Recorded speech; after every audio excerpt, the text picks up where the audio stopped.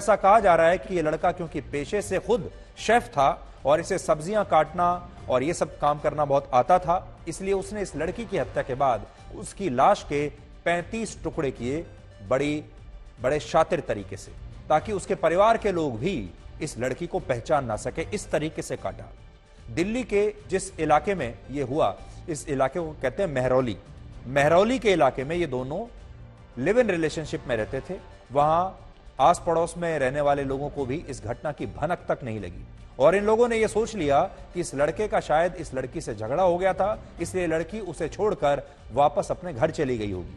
हालांकि परिवार का कहना है कि उसे कभी अपनी बेटी के बारे में पता ही नहीं चला, ना मौत के बारे में पता चला। असल में यह लड़की अपने सोशल मीडिया अकाउंट्स पर बड़ी एक्टिव होती थी, सोशल मीडिया पर एक्टिव थी और अक्सर नई नई तस्वीरें और अपने वीडियो लगातार पोस्ट करती रहती थी। लेकिन जब 2 महीने तक सोशल मीडिया पर उसने कुछ नया पोस्ट नहीं किया, कोई तस्वीर पोस्ट नहीं की, कोई वीडियो पोस्ट नहीं किया, तो उसकी एक दोस्त ने इस लड़की के परिवार को बताया कि इस लड़की का कहीं कुछ अता पता नहीं चल रहा है। और इसके 6 महीने के बाद जाकर, मतलब हत्या के 6 महीने के बाद अब जाकर यह आफताब नाम का लड़का गिरफ्तार हुआ है।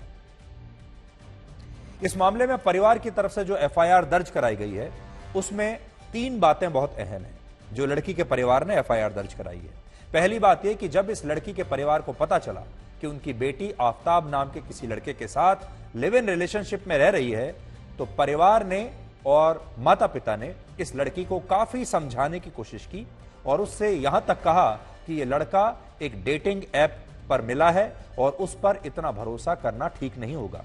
लेकिन लड़की नहीं मानी। दूसरी बात, परिवार ने जब इस पर और ज्यादा दबाव बनाया तो लड़की ने यह कहा कि वो 25 साल की है और पूरी तरह से बालिग है। वो 25 साल की है, अपना भला बुरा अच्छी तरह से समझती है, इसलिए कानूनन उसका परिवार भी उसे आफताब के साथ रहने से रोक नहीं सकता।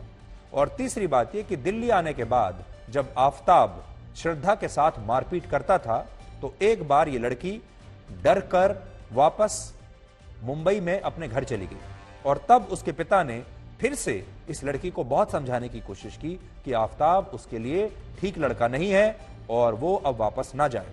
और एफआईआर के मुताबिक ये लड़की भी तब इस बात को मान रही थी।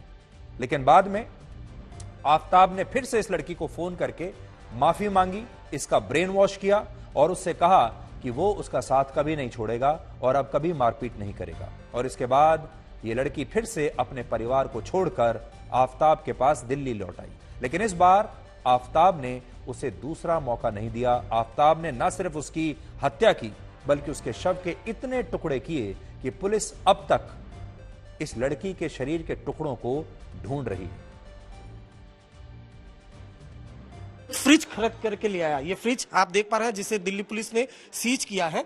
ये फ्रिज खरीद करके आफताब लाता है, उसके बाद फ्लैट में इस फ्रिज को रखता है। उसके बाद श्रद्धा की बॉडी के लगातार वो टुकड़े करता है, उन टुकड़ों को इस फ्रिज में वो रखता है और जैसा पूछताछ में उसने बताया है कि एक एक टुकड़ा रोज वो फ्रिज से निकालता था, पॉलीथीन में डालता था, उसके बाद बैग में उसे रखकर तकरीबन रात को 2 बजे आफताब अपने फ्लैट से निकलता था और छतरपुर के आसपास जो जंगल है वहां रोजाना एक टुकड़ा फेंकता था। बॉडी पार्ट को वो पॉलीथीन में जरूर लेकर जाता था, लेकिन जब वो फेंकता था बॉडी पार्ट का टुकड़ा तो पॉलीथीन से निकाल कर फेंकता था ताकि आसानी से जल्दी जो बॉडी है वो डिस्पोज ऑफ हो सके, कोई जानवर उसे खा सके।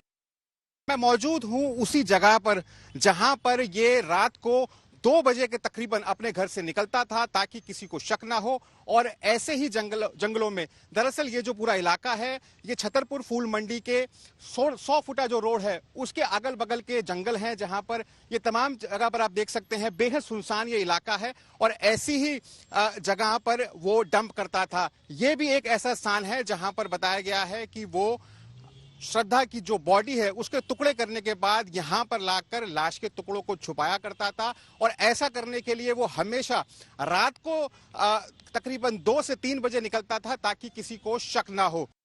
यहाँ पर ये एक ताला लगा दिया गया है। ताला इसलिए लगाया गया है ताकि पुलिस जो है धीरे धीरे करके एविडेंस यहाँ से लेके जा सके और आपको घर की तस्वीरें भी दिखाऊंगी। अंदर आपको नजर आएगा कि कितना सामान्य सब कुछ लगता है। बाहर से अगर आप देखेंगे तो फूल भी यहाँ आपको नजर आएंगे। ये जो है ये आर्टिफिशियल फूल यहाँ रखे हुए हैं और घर के अंदर की जो तस्वीरें हैं उससे पता चलेगा कि कितने सामान्य तरीके से कोशिश की गई थी कि सब कुछ एकदम सामान्य तरीके से ही लगे, कि सब कुछ एकदम ठीक है। ये कपड़े भी आपको सूखते हुए नजर आ रहे हैं, ये पीछे की भी जो चीजें हैं ये आपको ऐसी ही नजर आ रही है। लेकिन इससे एक बात और पता चलती है कि घर को ठीक करने के पीछे, घर की साफ सफाई वगैरह कुछ भी नहीं किया गया था और जल्दबाजी के अंदर इस घर को छोड़ा गया।